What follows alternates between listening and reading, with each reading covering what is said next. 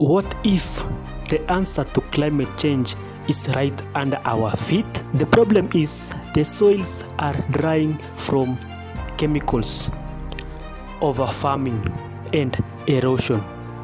Without healthy soil, no food, no forest, no future. The solutions that we need to do is we need to combat the regenerative type of agriculture, which rebuilds soil, locks away carbon, and brings back life to the land, to our earth. So, we should support farmers who heal the soil, plant trees, and don't forget to share this message. Let's save the earth together.